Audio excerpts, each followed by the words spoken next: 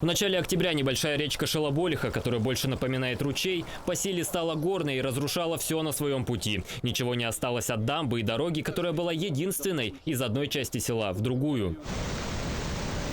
Вода пришла с искусственных каскадных прудов, расположенных выше по течению. Это частные водоемы, в которых разводят рыбу. Как сообщают в региональном Слиткоме, там спускали воду с помощью экскаваторов. По версии правоохранителей, такое распоряжение отдали местные власти. Возбуждено уголовное дело по статье «Халатность». При этом собственник планировал проводить работы на прудах лишь в середине октября.